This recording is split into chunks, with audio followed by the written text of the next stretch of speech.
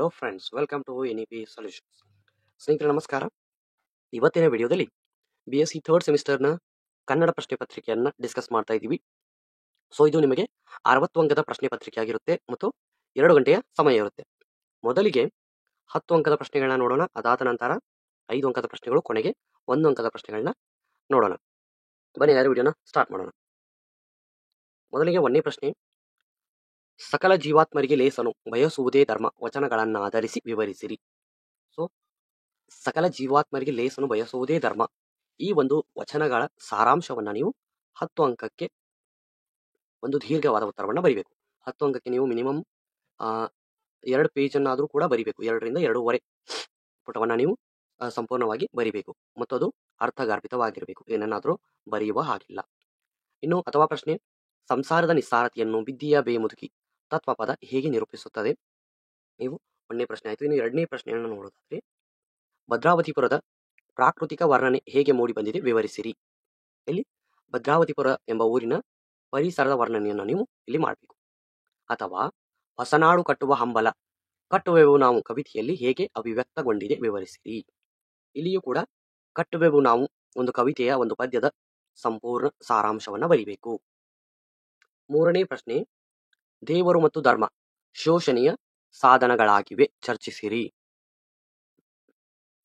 ಇಲ್ಲಿ ದೇವರು ಮತ್ತು ಧರ್ಮ ಸಾಮಾನ್ಯ ಜನರನ್ನ ಹೇಗೆ ಶೋಷಣೆಗೆ, ಕಷ್ಟಕ್ಕೆ ಒಳಪಡಿಸುತ್ತದೆ ಮತ್ತು ಸಾಮಾನ್ಯ ಜನರು ಹೇಗೆ ಒಂದು ಧರ್ಮದ ಹೆಸರಿನಲ್ಲಿ ಅಥವಾ ದೇವರ ಹೆಸರಿನಲ್ಲಿ ಹೇಗೆ ಸಫರ್ ಆಗ್ತಾರೆ ಜೀವನದಲ್ಲಿ ಅನ್ನೋದನ್ನು ಕುರಿತಾಗಿ ವಿವರಿಸಬೇಕು.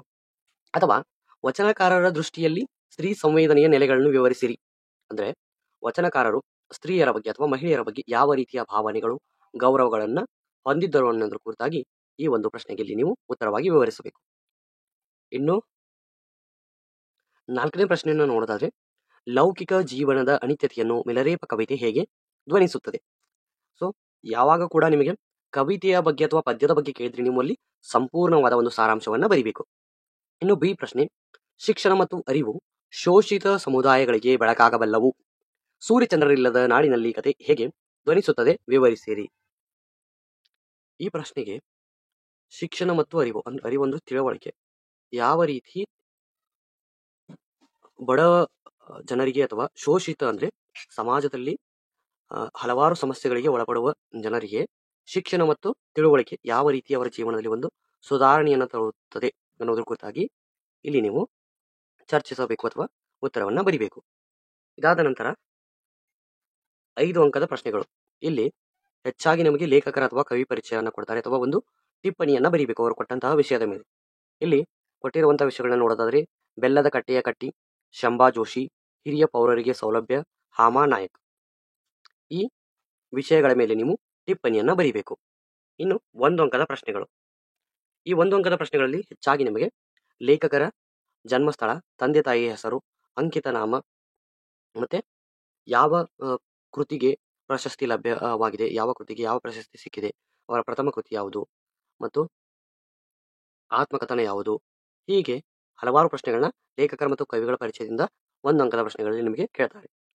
ಸೊ 1ನೇ ಪ್ರಶ್ನೆಯನ್ನು ನೋಡೋದಾದ್ರೆ, ಕಡಕೋಳ ಮಡಿವಾಳಪ್ಪನವರ ತತ್ವಗಳ ಅಂಕಿತವೇನು? ಕವಿ ಲಕ್ಷ್ಮೀಶನಿಗಿದ್ದ ಬಿರುದು ಯಾವುದು? ಗೋರೂರು ರಾಮಸ್ವಾಮಿ ಅಯ್ಯಂಗಾರರ ತಂದೆ ತಾಯಿಯ ಹೆಸರೇನು? KV ಸುಬ್ಬಣ್ಣನವರ ಪೂರ್ಣ ಹೆಸರೇನು? ಡಾಕ್ಟರ್ SS ಅಂಗಡಿಯವರ ಜನ್ಮಸ್ಥಳ ಯಾವುದು?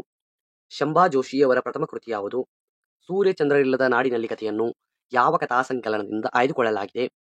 ಡಾಕ್ಟರ್ ವಿಷ್ಣು ಶಿಂದೆಯವರ PhD ಪ್ರಬಂಧ ಯಾವುದು?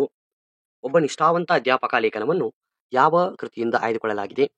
ಸಿರುಗೂರು ಕಲ್ಮೇಶ್ವರವರ ತಂದೆ ತಾಯಿಯ ಹೆಸರೇನು? ಇವು 1 ಅಂಕದ ಪ್ರಶ್ನೆಗಳು. ಸೊ ಇಲ್ಲಿ ನಿಮ್ಮ ಒಂದು 60 ಅಂಕದ ಸಂಪೂರ್ಣ ಪ್ರಶ್ನೆ ಪತ್ರಿಕೆಯನ್ನ ಚರ್ಚೆ ಮಾಡಿದ್ವಿ. ಹಾಗೆ ಉತ್ತರಗಳನ್ನು ಕೂಡ ಯಾವ ರೀತಿಯಾಗಿ ಬರೀಬೇಕು ಅಂತಾನು ಕೂಡ ಡಿಸ್ಕಸ್ ಮಾಡಿದ್ದೀವಿ. ಸೊ ಇನ್ನೂ ಯಾರಿಗಾದ್ರೂ ಡೌಟ್ಸ್ ಇದ್ರೆ ದಯವಿಟ್ಟು ಕಮೆಂಟ್ ಸೆಕ್ಷನ್ ಅಲ್ಲಿ ಕೇಳಿ. ಮತ್ತೆ ಮುಂದಿನ ವಿಡಿಯೋದಲ್ಲಿ ಯಾವ ವಿಷಯದ ಮೇಲೆ ನಿಮಗೆ ಅಥವಾ ಯಾವ ಒಂದು ಪ್ರಶ್ನೆ ಪತ್ರಿಕೆಯನ್ನ ಡಿಸ್ಕಸ್ ಮಾಡಬೇಕು ಅನ್ನೋದನ್ನು ಕೂಡ ಕಮೆಂಟ್ ಸೆಕ್ಷನ್ ಅಲ್ಲಿ ತಿಳಿಸಿ. ಅದೇ ಪ್ರಶ್ನೆ ಪತ್ರಿಕೆಯನ್ನ ನಾವು ಡಿಸ್ಕಸ್ ಮಾಡ್ತೀವಿ. ನಮಗೆ ಉತ್ತರ ಬೇಕಾದ್ರೆ ಉತ್ತರ ಸಹಿತವಾಗಿಯೂ ಕೂಡ ನಾವು ಡಿಸ್ಕಸ್ ಮಾಡ್ತೀವಿ. ಆದರೆ ನೀವೇನ್ ಮಾಡಬೇಕು, ನಮಗೆ ಕಡ್ಡಾಯವಾಗಿ ಕಮೆಂಟ್ ಮಾಡಿರಬೇಕು, ಅಂದಾಗ ಮಾತ್ರ ನಾವು ಉತ್ತರ ಸಹಿತವಾಗಿ ಡಿಸ್ಕಸ್ ಮಾಡ್ತೀವಿ.